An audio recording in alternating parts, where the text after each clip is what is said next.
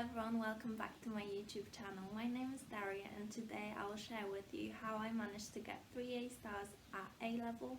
So I studied biology, chemistry and maths, and I'll just share with you all my tips and tricks and the whole process. So how I went from understanding the topics and practicing and doing a lot of exam questions and what resources I found useful. I will share those with you both in the video and in the description box below.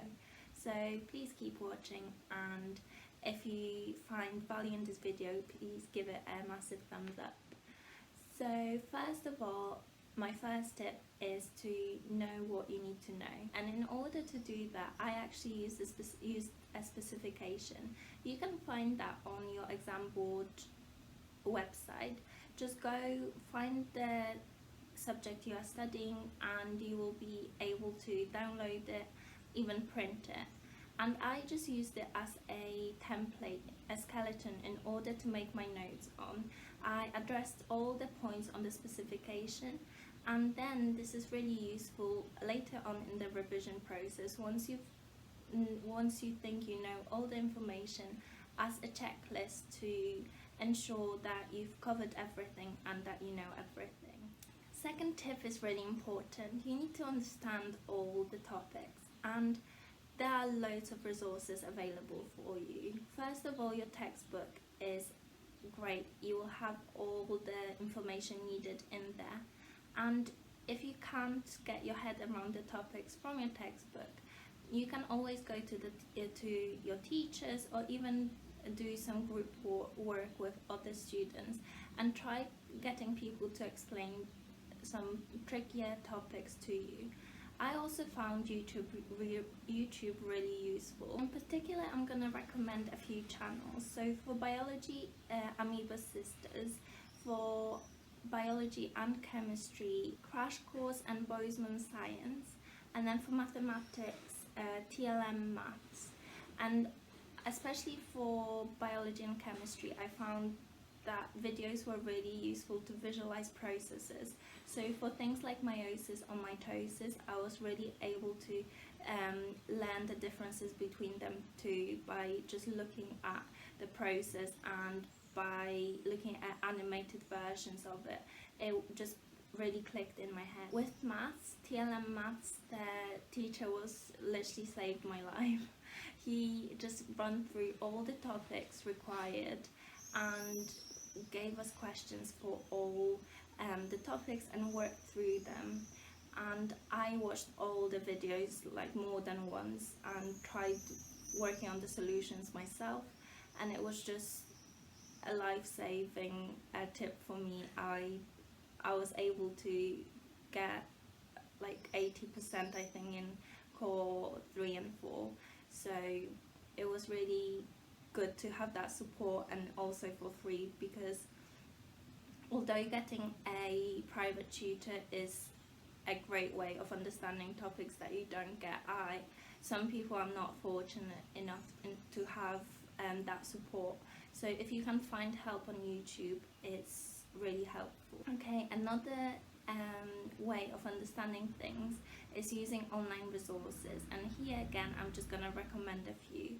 For all the subjects I did, I used physics and maths tutor, and there were so many past paper questions in there, and also summary of the topics. So if I didn't get something, I could quickly just click on the summary, read it again, and see if it's explained in a different way.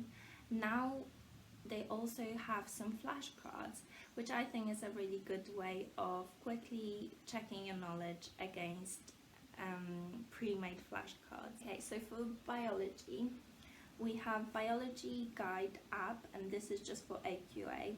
Quizlet has a lot of relevant flashcards, which could be just a quick and easy way of checking your knowledge and you not having to make the flashcards yourself, although that could be a good revision method. So if you find that useful, go ahead and just use the method you're currently using. And also Biology King's Mac, which has a good source of questions for biology.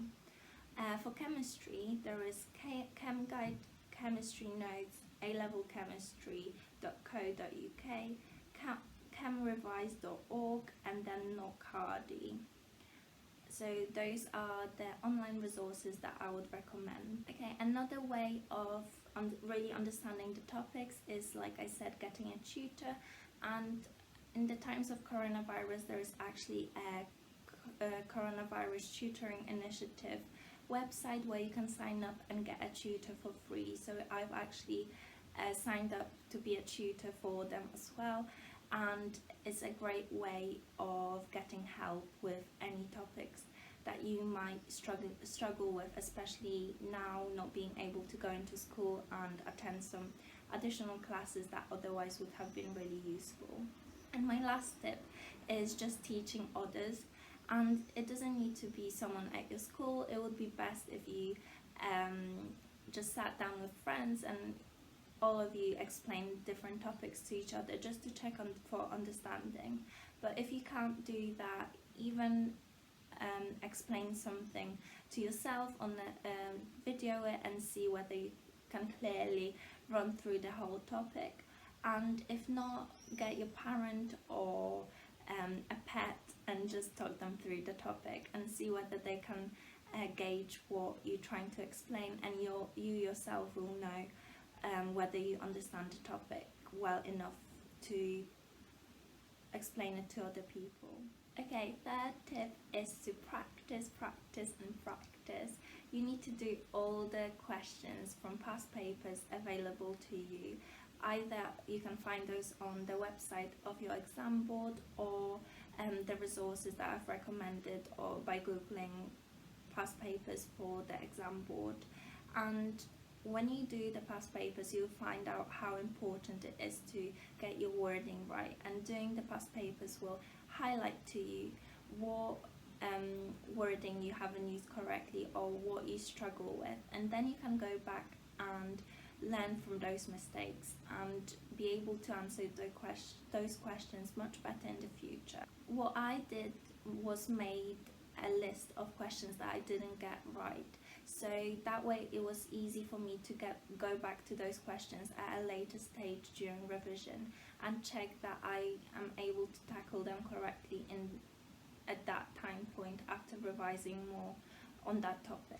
If you actually run out of questions from your exam board, I recommend looking for relevant questions from different exam boards, and this was particularly useful for maths. I think I was doing Excel or maybe AQA, and then I just went on different exam boards and looked for similar questions, and although they were harder, it was so good to just try out new questions and stretch myself, and then when the exam came it didn't seem as daunting or as tough. My fourth tip would be to start early, and this is both with revision notes and practicing doing past papers. First of all, revision notes, if you make them early, it won't be as daunting and overwhelming when it comes closer to the exams. You will already have the basics, and you can just rewrite them, summarize them in order to memorize it better at a stage where you really need to be memorizing and practicing. It will give you more time to do all the past papers and to practice, and this brings me on to my second point, that you need to be practicing early. You need to be making the mistakes early in order to go back to those mistakes at a later stage and make sure you've gone over any topics that you struggled with, or you've asked for help and ironed out any creases in your knowledge. Tip number 5 is relevant to students who don't have as great of a memory. I was one of you, and you just have to work so hard in order to remember things. And I found it really useful to just think of it in a way that I would remember. So for example, digestion process. It is a two-way process. You have two enzymes, and amylase came first. And in order to remember that amylase comes first in the process and then figure out the whole process, I just remembered it by thinking A is the first letter of the alphabet, O, I can can remember amylase comes first because it starts with the letter A. And by thinking of ways of remembering in an easier way that I made up myself, I was really able to distinguish between confusing terms and memorize stuff so much better. Okay, and the last tip is teamwork. If you can, find a group of like-minded individuals and work with them, share your knowledge and resources and motivation to achieve the best grades you can. And it really helps to have like-minded individuals around you that you can always ask for help, or maybe they will struggle with a question you haven't come across before and you can try and help them as well. And this is a great way of working in a team, but also getting resources that you wouldn't have come across yourself, and getting help from students, not having to go to teachers all the time.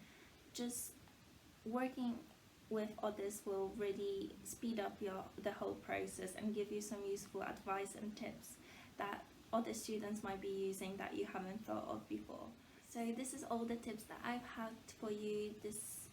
They have really worked well in my favor, and I hope they will help you out and you found the video useful, and you can apply some of those tips to your revision schedule and to what you are doing currently. If you found it useful, please give it a thumbs up, and I'm happy to answer any questions in the comments. Please check the description if you want those resources that I've mentioned. Thank you so much for watching.